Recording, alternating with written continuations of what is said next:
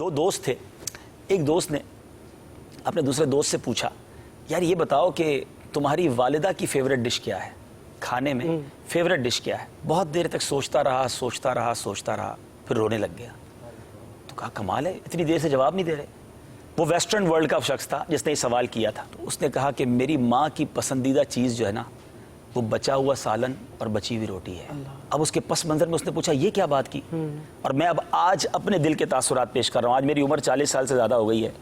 مجھے آج تک یاد نہیں ہے کہ میری ماں نے کبھی کھانا بنا کر یہ کہا ہو کہ یہ میری آج پسندیدہ چیز میں نے بنائی ہے. اور یہ ہم سب کے ساتھ ہوا ہوگا کہ ماں نے کبھی یہ نہیں کہا ہوگا کہ بیٹا آج بریانی بنائی ہے, یہ مجھے پسند ہے. ماں نے کبھی کہا ہوگا کہ بیٹا یہ آج میرے بیٹے کی پسند کی میں نے بنائی ہے, یا ہمارے والد صاحب کے پسند کی بنائی, یا چھوٹی بہن کی پسند کی بنائی. اور ماں نے کیا کھایا؟ جو ہم نے بچایا, جو ہم نے چھوڑا. یہ ہے ماں. کبھی اس نے اپنی ذات کے لیے کیا سوچا؟ ہم نے بلکہ فرمائشیں کر کے, ہم 2 بھائی ہوتے تھے, یہ ہم سب کے گھر کی سٹوری ہے. ہم 2 بھائی تھے یا 2 بہنیں تھیں, تو امی مجھے یہ کھانا ہے, تو مجھے وہ والا انڈا کھانا ہے, تو میں نے آج چاول نہیں کھانا. تو ماں نے دونوں کے لیے الگ الگ کھانے بنائے. ماں کو ہم نے ہوٹل والی سمجھا, اس سے جو کہا اس نے ہمیں پکا کر کھلایا. کبھی یہ سوچا کہ ماں نے اپنے لیے آج کیا پکایا؟ مگر ماں ہمارے بچے ہوئے کھا کے خوش ہوتی رہی, ہماری پلیٹیں صاف کرتی رہی کہ میرے بیٹے نے بچایا تو چلو میں کھا لیتی ہوں, بیٹا آپ تھوڑا اور نکال لو, بچ جائے گا تو میں کھا لوں گی. ہم نے گرم کھانا کھایا, ہماری ماں نے ہمارے بعد دسترخوان اٹھا کر ٹھنڈے کھانے کھائے.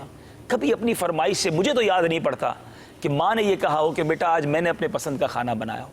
ایسی عظیم ہستی ہو اور اس کی دعائیں نہ لی جائیں. جن کی مائیں ہیں ان کی دعائیں لیجئے, ان کی خدمت کیجئے. اگر بوڑھی ہو گئی ہیں تو اب انہیں تکلیف نہ دو, ان کی خدمت کرو. بہت کر لیا انہوں نے ہمارے لیے.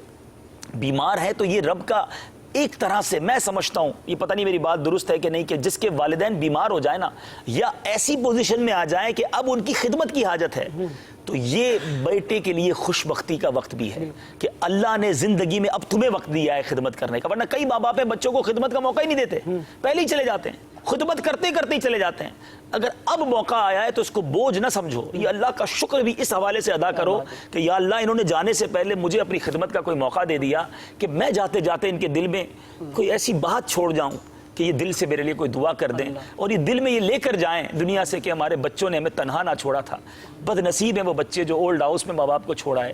بد نصیب ہیں وہ بچے جنہوں نے سرونٹ کے نام پر, ملازمین کے نام پر ماں باپ کو حوالے کر دیا. ایسا نہ کریں, جتنا ہو سکے ان کی خدمت کریں. یہ کاروبار, یہ دنیا, یہ ہمارے بچے بیوی سب بعد میں چلتا رہے گا. یہ ماں باپ چلے گئے تو پھر یاد آتے رہیں.